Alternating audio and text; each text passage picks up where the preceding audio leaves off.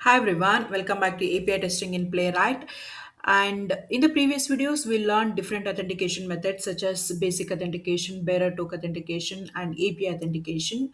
And today we are going to learn another very popular authorization framework that is OAuth 2.0. Okay, so we are going to learn OAuth 2.0. OAuth means open authorization, and 2.0 is the version. Okay. Um, Before that you must have used options like continue with Google or continue with GitHub, continue with Apple, or continue with Microsoft, correct? So these are all the real world examples of OAuth 2.0. Okay, so here, so before that, so I'll just go to this Figma application, and here we have this option called continue with Google. Okay, so when you click on this continue with Google, so what happens? Figma takes you to Google login page, and here you enter your username, Google password, and Google asks you whether you want to allow Figma to access basic information such as your profile picture, name, and other things. And once you click on OK, you will come back to Figma and you're logged in with Google. Okay, so here have you noticed something? Here Google password is entered only on Google web page. Okay, so not on Figma, and Figma will never see or store your Google password. Okay, so your credentials remain with Google, and Figma only receives permission to access information you have approved. Okay, and this is one of the biggest advantage of OAuth 2.0. Okay, so here we'll come to this definition, we'll understand this. So OAuth 2.0 is an authorization framework that allows application to access users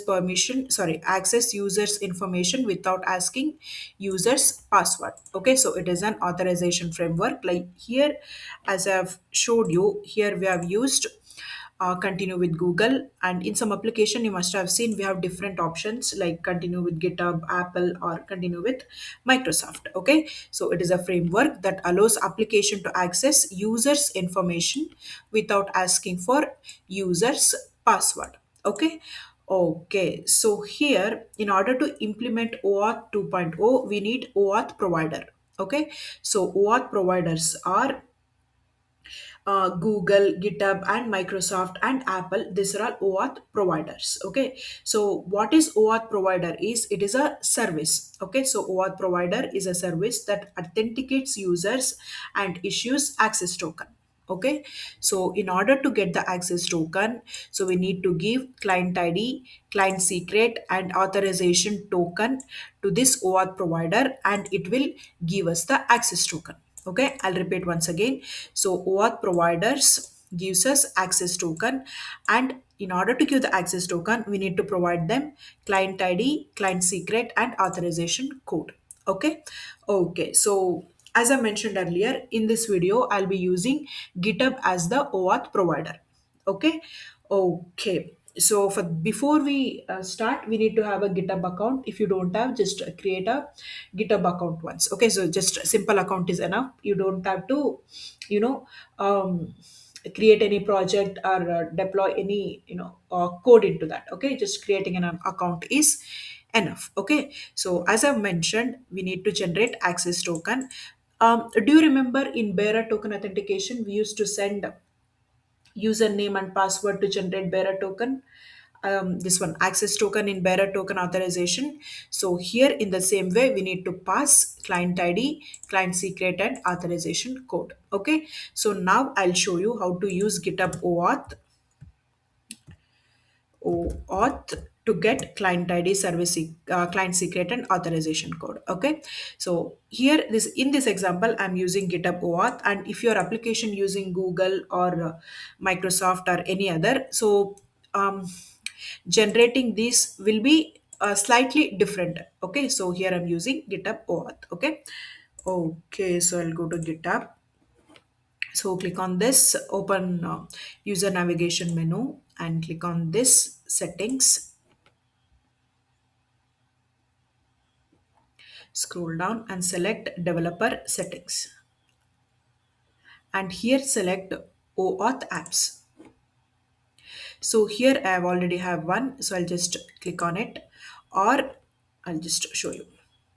So click on new auth app. So here you need to give the application name, homepage URL, application description, and authorization callback URL.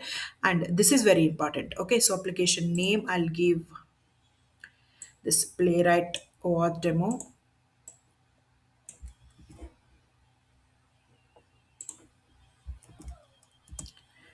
and this is the application URL, homepage URL. Okay, so since I'm not using any real-time application, I'm just giving my local host. Okay, so if you're using your application, like actually if you're working on Figma, you can give here Figma URL. Okay, then application description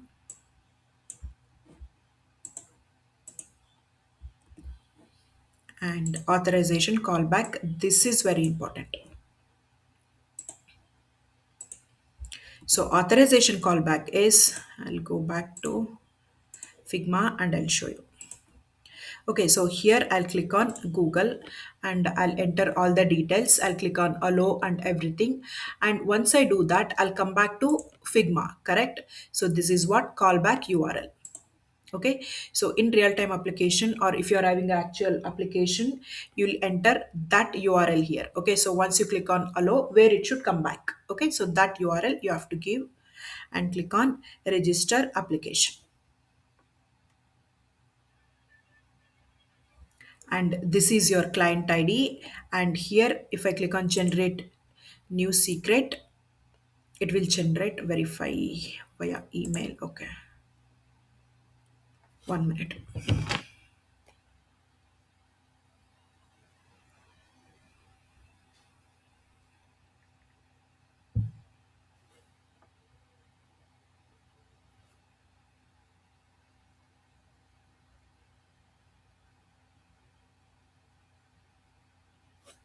Check your spam folder. Okay,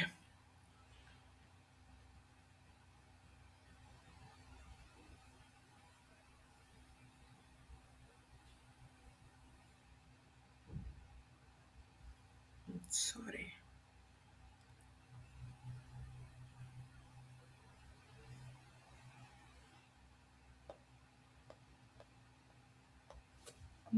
Why? Let me do once again.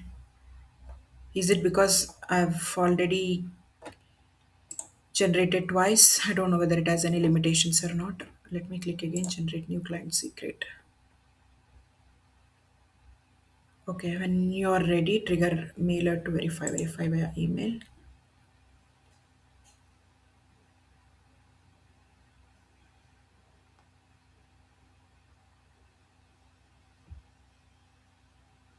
Okay, I did not receive any email.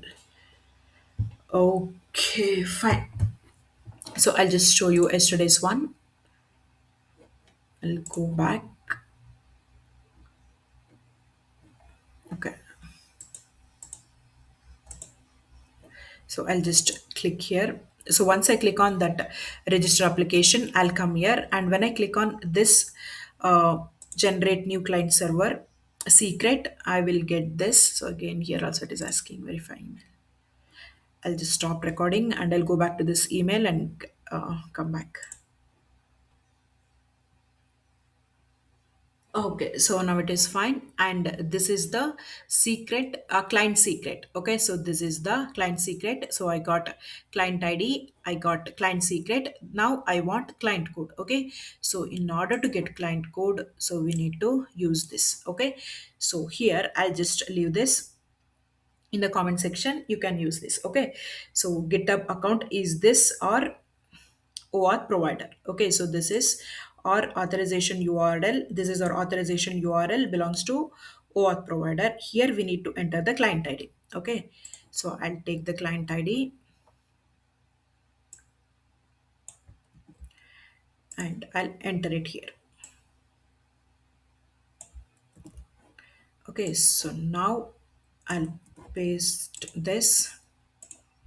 It will generate code. So this is the code. Okay, so let it be. So now we got all the things, all the three things we needed: client ID, secret code, client secret, and authorization code. Okay, okay. So now let us go to spec file. Okay, I'll open it. Sorry, I should have opened it earlier.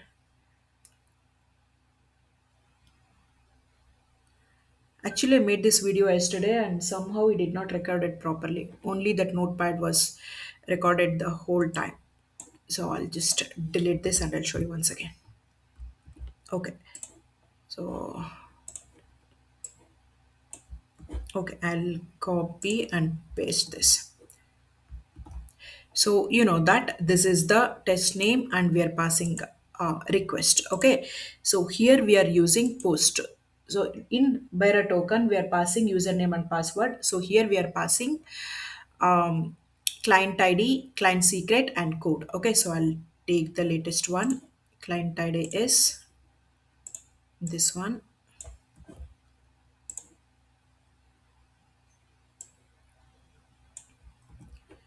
and client secret is this, or I can copy,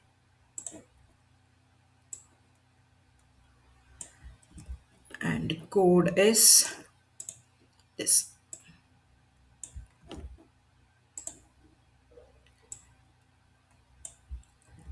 Okay, so here what I'm telling to the server is headers accept.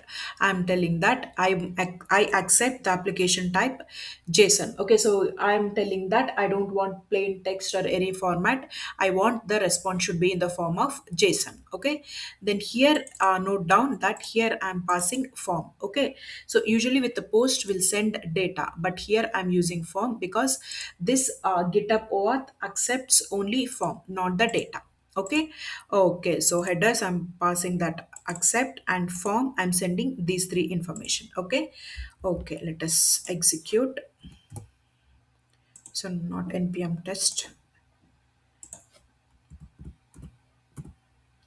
npx playwright test.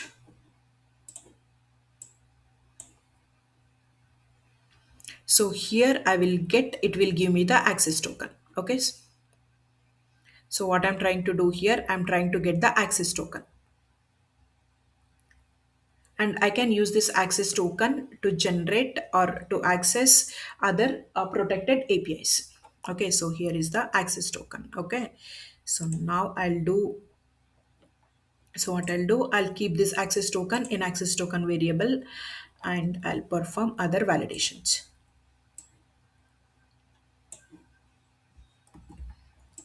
So other validation is just status is 200. Okay. Okay, so this is the token body, and so access token, I'm keeping this access token in this access token variable, and token body dot access token, this access token is this one, and once I do this it will keep this access token in this variable. Okay, and I'm using that variable inside this header, and I'm sending it with authorization um, header type. Okay, so bearer, so access token is nothing but bearer token, bearer, and here I'm passing this access token. Okay, and here what I've done is I got the access token and I'm using that access token to access the user. Okay, so here GitHub user is my account. Okay, so I want to access that user details, so I cannot just directly access it, so I'm passing bearer token. Okay. Okay, and again I'm saying accept application and this format, and basic validation 200 to be okay, and this response. So just like we have done in bearer token, we got the access token and passing that access token to other APIs.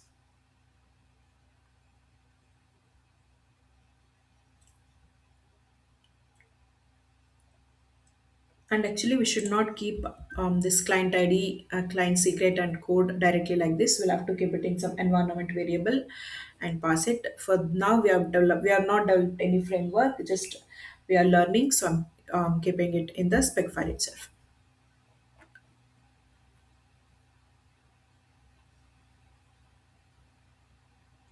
And if you think you're learning something from this video, please do like and subscribe to my channel. And let me know if you're not understanding something. And watch them in a sequence, like first one is basic authentication and bearer token authentication, then API key authentication.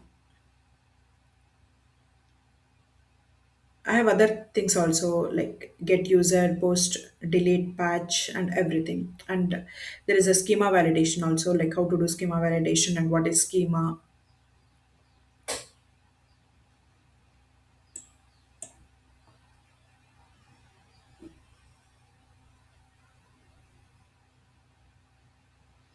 And sometimes it will say that bad request or bad code. Okay, so in that time, what you have to do, you just um, do this again. Okay, so generate the client code again and do it will work.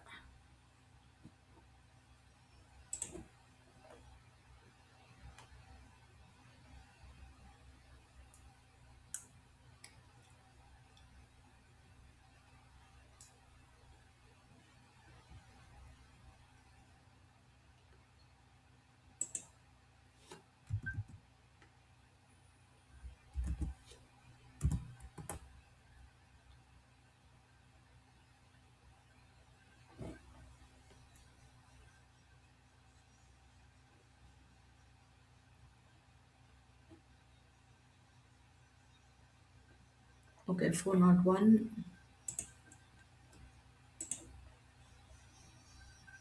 Okay, so again we received bad verification code. Okay, so because it took time, so we got this bad verification code. And if you execute this, like here we got the access token correct, so it will work. Okay. Okay, so thank you so much for watching. So this is nothing, don't worry about this. If you like, we have got this access token correct, so it will work.